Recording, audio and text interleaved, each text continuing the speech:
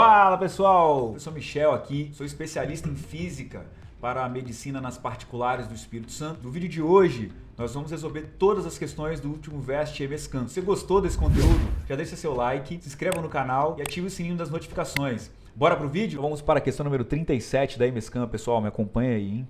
Vamos lá, num certo dia, uma enfermeira colocou uma bolsa de soro a uma altura de 50 centímetros acima do braço de um paciente e percebeu que o sangue estava subindo pela mangueira em direção ao soro. Reconhecendo o erro, ela subiu imediatamente a bolsa e a situação foi normalizada.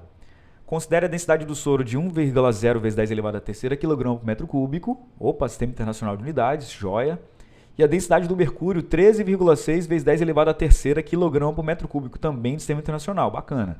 E a aceleração da gravidade local ali 10 metros por segundo ao quadrado, e que todas as formas de atrito sejam desprezíveis. Aí vem o terceiro e último parágrafo. A pressão arterial desse paciente, em média, era de 9 centímetros de Hg. Opa, ele deu um valor de pressão fora do Sistema Internacional de Unidades. Isso não é bacana, mas a gente vai ter que transformar isso em seguida. Nessa condição, qual deveria ser a menor elevação possível da bolsa em relação à posição inicial, que já é de 50 centímetros? Então, quer dizer, eu tenho que levantar essa bolsa de quantos centímetros acima dos já 50 centímetros? Para quê? Para que o soro entre na artéria ao invés de sair, como está acontecendo na situação. Então, eu trouxe aqui já um desenho para vocês. Isso é bem bacana fazer um desenho na hora da prova, né? E aqui do lado eu coletei os dados. É muito importante coletar os dados.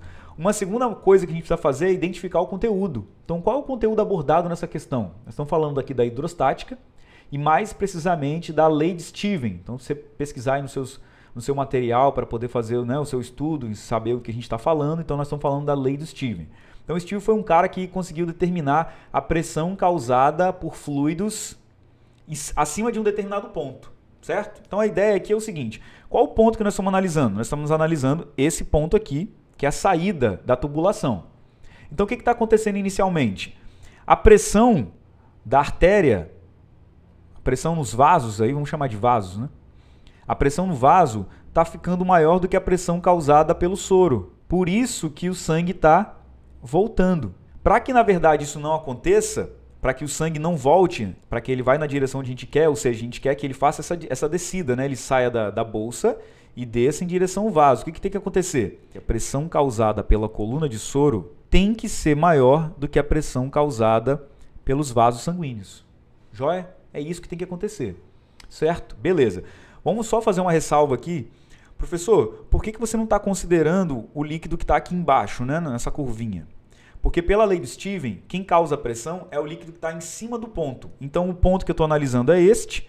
A pressão nesse ponto aqui é exatamente igual àquele ponto da saída lá. E quem está causando pressão em cima desse ponto é essa coluna que eu chamei de H aqui, coloquei até um ponto de interrogação. Beleza? Bom, antes da gente continuar a resolução da questão, a gente tem que lembrar da lei de Steven. Então, o teorema de Steven, ou lei de Steven, foi calculado e ele chegou nessa função matemática aqui, ó, que é o produto entre a densidade do fluido, o campo gravitacional e a altura de fluido em cima daquele ponto. Se o fluido estiver aberto para a atmosfera, que não é o caso aqui, né, a bolsa está fechada, a gente deveria acrescentar a pressão atmosférica aqui, mas não é o caso. Então, nós vamos deixar a fórmula do Steven só dessa forma. Então, o que eu vou fazer? Eu vou substituir. Como eu não tenho o valor da pressão, na verdade até tenho, só que a pressão está em centímetros de mercúrio. Isso não me ajuda. Deveria estar aqui em Pascal ou em Newton por metro quadrado, então não tem esse valor. O que eu vou fazer? Eu vou substituir a fórmula do Steven do lado direito e do lado esquerdo da igualdade. Do lado esquerdo, quem está causando pressão é o soro, então eu vou colocar os dados do soro.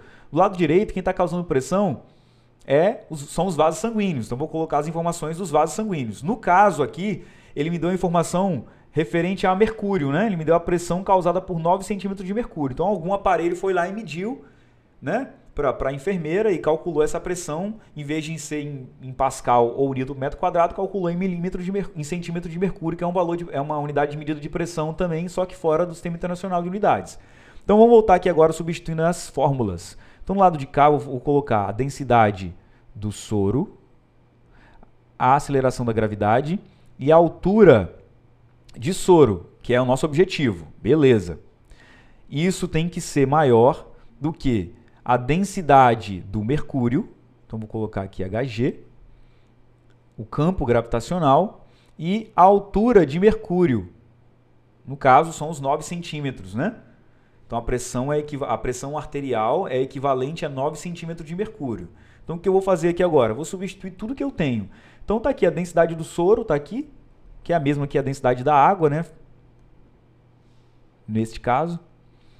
O campo gravitacional, 10. A altura, que é o que a gente quer saber. A densidade do mercúrio, 13,6 vezes 10 a terceira. O campo gravitacional, que é 10. E a altura de mercúrio. Porém, a altura foi dada em centímetro. Eu não vou deixar isso. Tem que transformar todo mundo para o Sistema Internacional de Unidades. Ou seja, eu tenho que transformar os 9 centímetros em metros. Então, é só você dividir por 100. Vai dar tudo certo. 0,09 metros. Beleza. E agora, amigos, é equacionar. Então, eu já tenho aqui 1 vezes 10 vezes 10 a terceira. Vou ter um 10 a quarta do lado de cá, da igualdade, do lado esquerdo, né? 10 a quarta vezes H. Aqui eu tenho a desigualdade. E aqui eu vou fazer essa conta logo rapidamente. Então, vamos lá. Vamos botar um 10 a quarta aqui também, né? Então, vamos deixar o 13,6 vezes 0,09 vezes esse 10 a quarta. 10 a terceira com esse 10, 10 a quarta. O que eu já posso fazer para ajudar aqui, né, na resolução? Eu já posso cancelar aqui essas potências de 10. Eu vou cancelar esse 10 a quarta com esse 10 a quarta aqui e vou fazer a conta. Então, para finalizar, eu vou colocar aqui meu H igual a... Fazendo toda essa conta, né? A gente vai obter um valor de 1,224 metros. E aí você olha para a resposta e perceba, uma pegadinha, hein? Nós temos a letra B, que é o valor aproximado de 1,23 metros. Só que olha para a pergunta. Olha a pergunta. Nessa condição, qual deveria ser a menor elevação possível da bolsa em relação à posição inicial? E a posição inicial já era 50. Então, H igual a 1,224 não é a nossa resposta. A nossa resposta vai ser 1,224 menos os 50 centímetros, que eu vou colocar logo em metros aqui, afinal de contas as respostas estão em metros. Então, a resposta é igual a 0,75, aproximadamente 0,75 metros, letra A. Agora segue na próxima questão. Agora vamos para a questão número 38. Acompanha comigo aí, pessoal. Vamos lá. Durante uma caminhada num calçadão ao lado de sua filha, Manuel observou que ela conseguia ler as placas muito distantes com grande facilidade, enquanto ele não conseguia enxergar nenhuma palavra das mesmas placas com clareza. Por esse motivo, ele resolveu procurar um especialista a fim de identificar e sanar seu problema de visão. Qual é a doença nos olhos de Emanuel que permite a distorção das imagens e qual deve ser a solução indicada pelo especialista na consulta? Então, primeiramente, vamos identificar o conteúdo abordado nessa questão. Então, essa questão aqui está falando da ótica, claro, está falando da óptica fisiológica, mais precisamente das anomalias da visão. Então, aqui são duas anomalias. Quando a gente analisa a resposta, veja bem, a anomalia que ele cita aqui é a miopia e a hipermetropia. Beleza. A segunda parte da resposta é dizer qual tipo de lente corretora a gente deve usar. Então, vamos primeiro lembrar aqui, né, de um conteúdo prévio, você precisa saber esse conhecimento, ter esse conhecimento para resolver essa questão, no qual a dificuldade que Emanuel tem aqui é de observar objetos distantes. Então, quem enxerga mal coisas distantes são pessoas míopes. Então, isso você precisa saber para resolver essa questão. Então, aqui a gente já tira a letra B e a letra C, que fala sobre hipermetropia. Eu trouxe aqui um diagrama para representar o que seria exatamente o que acontece dentro do nosso olho quando a gente tem miopia e quando a gente tem hipermetropia.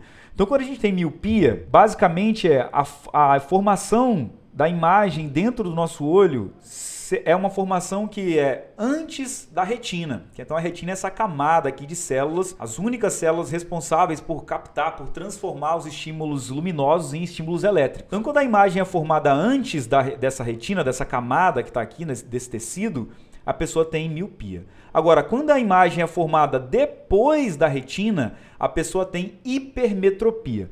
Eu costumo decorar a hipermetropia e a miopia, que são anomalias exatamente opostas, decorando a hipermetropia. Quer dizer, o olho da pessoa é tão bom que ele é hiper, ele forma depois, né? Depois da retina.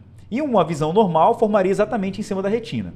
Agora eu vou mostrar para vocês um vídeo que eu preparei aqui para mostrar o comportamento dos raios de luz quando eles passam por lentes de borda grossa e lentes de borda fina. Então acompanha o vídeo aí, olha só. As duas primeiras lentes são lentes de borda fina. As lentes de borda fina convergem os raios de luz para um único ponto. E a última lente que eu mostro no vídeo aí é uma lente de borda grossa. São chamadas de lentes divergentes, que elas separam os raios de luz. Agora vamos fechar aqui então a resolução da questão. Então se o Manuel aqui ele tem miopia, se ele tem miopia, a imagem é formada antes da retina. Então eu preciso colocar aqui na frente do olho dele um tipo de lente que separa os raios de luz, para que depois que esses raios de luz separados cheguem aqui na córnea do olho da pessoa, a córnea consiga projetar lá no fundo do olho.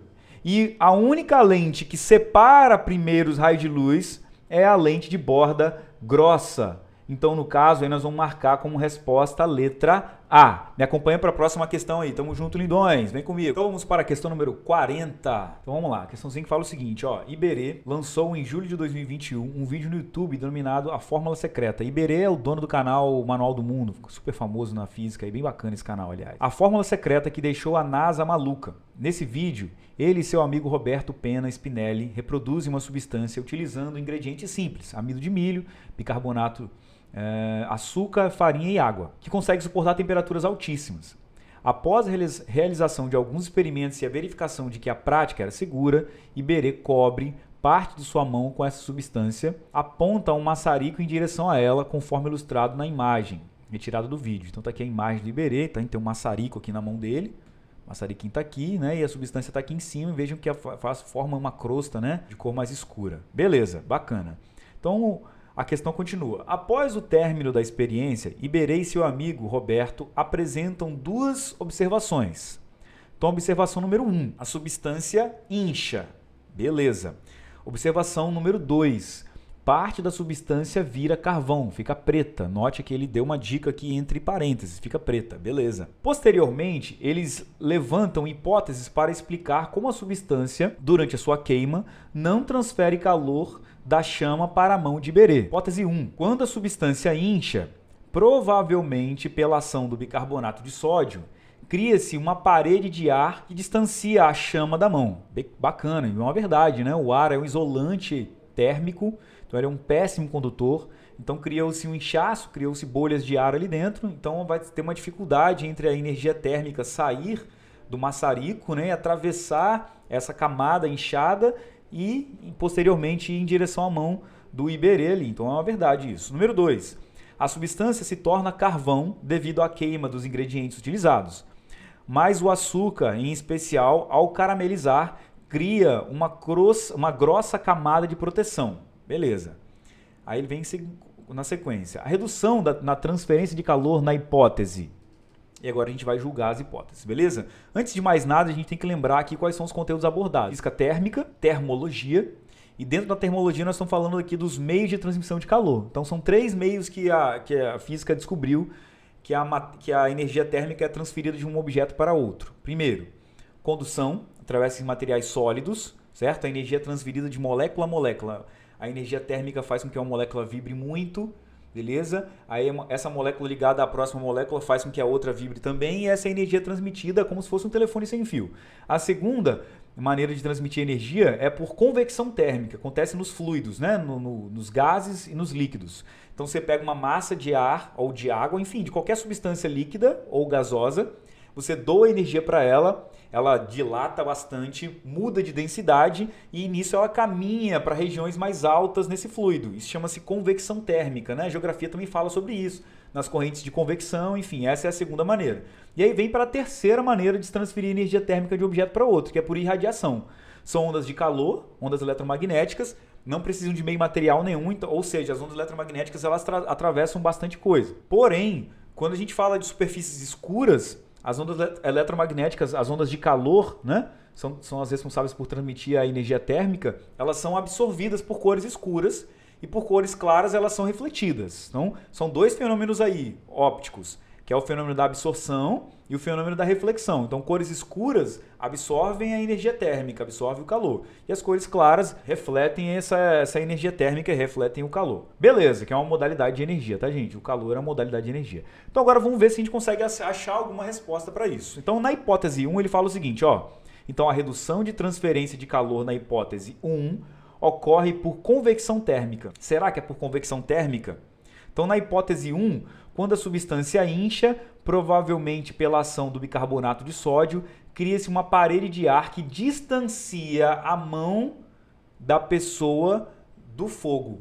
Ou seja, eu crio uma camada ali. Então, o que acontece? Na hora que a energia térmica vai tentar atravessar esse material, ela encontra uma dificuldade, porque existe ar, que é um péssimo condutor, é um bom isolante.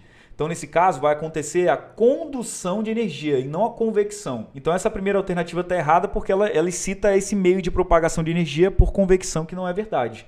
Então, na hipótese 1 seria por condução. Vamos procurar alguma alternativa que fale sobre isso. Olha lá, a alternativa D fala sobre isso. Na hipótese 1 ocorre a redução na transferência de calor na hipótese 1 ocorre por condução. Beleza, é exatamente isso. Então, a letra A não pode ser, né, marcada devido a isso. Agora vamos ver o restante da letra A. Fala assim, devido ao aumento da distância entre a camada e a mão proteína. Quer dizer, essa distância se refere à condução e não à convecção. Beleza. Fala assim, a redução na transferência de calor na hipótese 2 ocorre por convecção.